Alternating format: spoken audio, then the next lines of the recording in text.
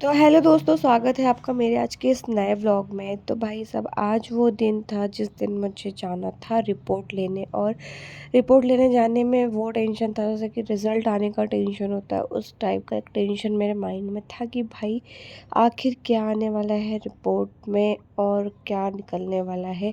तो फिर मैं रेडी हो चुकी थी डॉक्टर के पास जाने के लिए हॉस्पिटल। तो फिर मैंने सोचा भाई धूप बहुत ही ज़्यादा तेज़ है बाहर, क्योंकि एकदम दोपहर का टाइम था। तो भाई दोपहर में एकदम हालत ख़राब हो जाती धूप में जाने से। तो मैंने सोचा भाई कवर हो जाती हूँ अच्छे से, पूरा अपने आप को कवर कर लेती हूँ और सबसे पहले जाती हूँ जहाँ मैंने एमआरआई करवाया था, वहाँ जाके पहले रिपोर्ट ले लेती हूँ, क्योंकि वहाँ से रिपोर्ट लेके फिर मुझे जाना था हॉस्पिटल जहाँ मेरा डॉक्टर के पास ट्रीटमेंट चल रहा था। तो मुझे वहाँ जाना था, तो फिर यहाँ पे रिपोर्ट के लिए भी टाइम लग रहा था क्योंकि काफ़ी लोगों की रिपोर्ट आने वाली थी।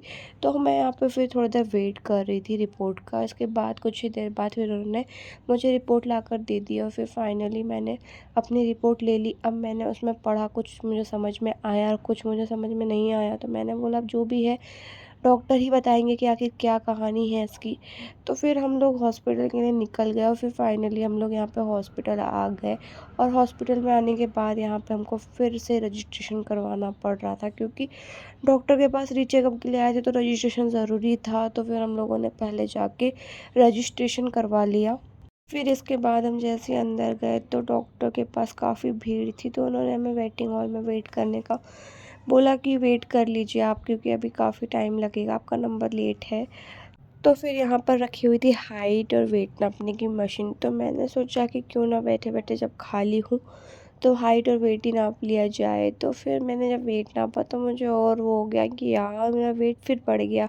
फिर मैंने सोचा ठीक है यार, अब वेट के चक्कर में खाना पीना तो छोड़ नहीं सकती हूँ, वैसे ही टेंशन चलते लाइफ में। इसके बाद हम लोगों का नंबर रखा गया डॉक्टर के पास, तो हम लोगों ने डॉक्टर को दिखाया। फिर फाइनली हम लोग का डॉक्टर को दिखा के हो गया। फिर हम लोग वहाँ से निकल गए। तो फिर हम लोग जैसे घर के लिए निकल रहे थे तो फिर याद आया कि कुछ सामान लेना था। तो फिर हमने सोचा सामान भी ले लेते हैं चलते चलते, फिर कौन आएगा वापस नीचे इतना। तो फिर हम लोग घर के लिए निकले और फिर घर पहुँचते पहुँचते हमको टाइम हो गया था, तो हम धीरे धीरे जा रहे थे क्योंकि धूप भी थी। फिर उसके बाद हम जैसे तैसे घर आए और उसके बाद हम लोगों ने देखा बाप रे इतने सारे एमआरआई रिपोर्ट थे। मैं देख देख के हैरान हुई थी कि इतने सारे रिपोर्ट क्यों थे और क्यों करवाए। तो दोस्तों आप सोच रहे होंगे कि रिपोर्ट में आखिर ऐसा क्या आया। तो दोस्तों रिपोर्ट में ऐसा कुछ अभी मेजर आया नहीं है, लेकिन डॉक्टर ने बोला है कि इसके लिए कंटिन्यू मेडिसिन खानी पड़ेगी, क्योंकि मेडिसिन से अगर आराम लगा तो ठीक है, नहीं तो फिर आगे प्रोसेस करनी पड़ेगी।